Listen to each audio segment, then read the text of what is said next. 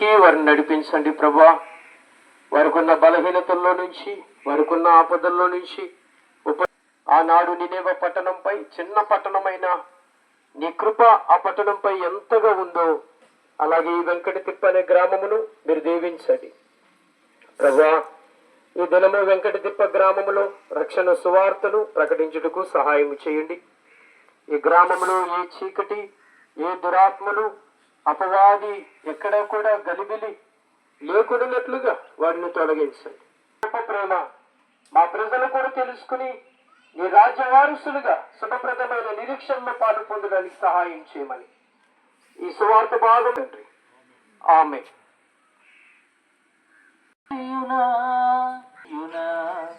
నీ స్థితి మార్చువాడు యేసయ్యేనని సత్యం తెలియునా.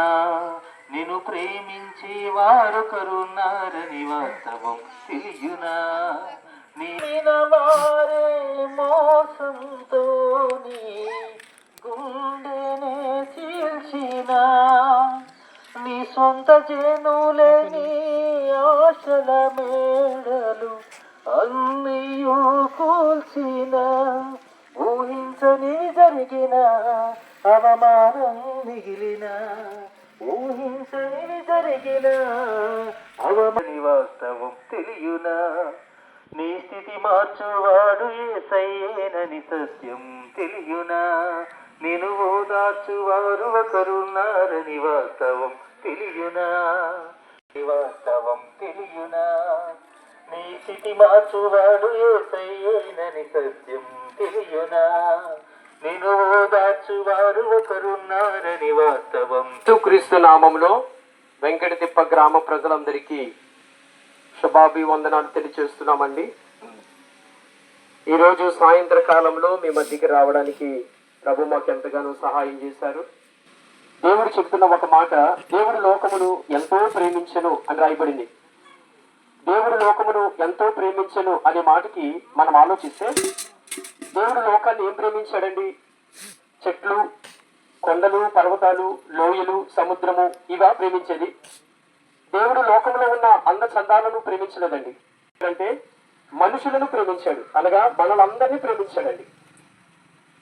మనుషులు ఈ లోక సంబంధమైన ఇళ్ళు, పొలాలు, భూములు, ప్రకృతిని, సముద్రాలు, అందమైన ప్రదేశాలు చూడడానికి కూడా ఎక్కడికెక్కడికో ప్రజలు వెళుతూ ఉంటారు.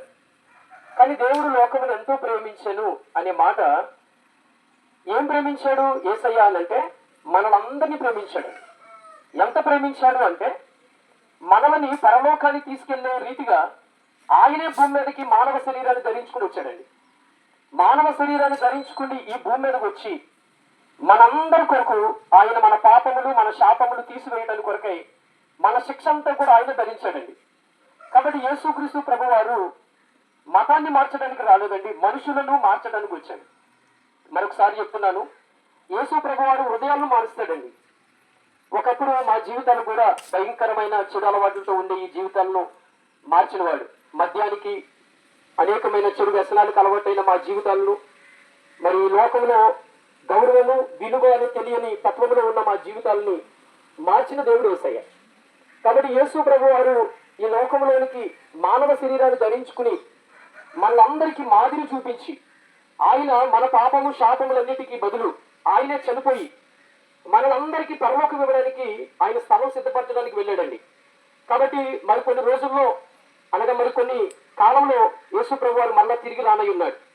ఈ లోపల మనం అందరం కూడా సిద్ధపడి ఉండినట్లయితే మనకి పరలోక రాజ్యము సిద్ధంగా ఉందండి. దాన్నే స్వర్గం అని అంటాం. కాబట్టి గమనించండి, ఏ మతం వారు చెప్పినా స్వర్గం, ఆ స్వర్గం యేసుక్రీస్తు ప్రభువారు ఇస్తున్నారండి. కాబట్టి నా ద్వారా తప్ప ఎవరినూ తండ్రి వద్దకి వెళ్ళలేరని పరిశుద్ధ గ్రంథం చెప్పబడుతూ ఉంది.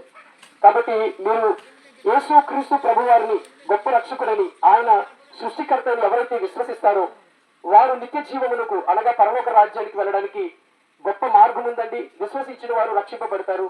ఆ విషయాన్ని మీరు అందరూ తెలుసుకుంటారని ప్రేమతో మీ ప్రాంతానికి వచ్చాము, ఈ మాటలు తెలియజేస్తున్నాము. అంగీకరించిన వారు ధన్యులు. మీ కొరకు చిన్న ప్రార్థన చేస్తున్నారండి. ప్రేమగల మా తండ్రి, దయగల మా ప్రభువా, కృపగల తండ్రి, రక్షకుడైన దేవ, ఈ గ్రామ ప్రజలందరికీ ఎవరైతే ఈ మాటలు విన్నారో, యేసయ్య నువ్వు గొప్ప దేవుడు అని, మరి ఎంతో మంది జీవితాలను మార్చిన దేవుడు అని, ప్రభా మరి నీవు మా జీవితాన్ని మార్చినందుకు కృతజ్ఞతాస్తుతులు చెల్లిస్తూ ఈ గ్రామంలో ఉన్న వారు అనేకులు త్రాగుడికి చెడు అలవాట్లకు వ్యసనమైన అయిపోయిన వారందరినీ విడిపించి రక్షణ భాగ్యం ప్రతి ఒక్కరికి దయచేయమని యేసు నామములో ప్రార్థిస్తున్నాము తండ్రి. ఆమేన్.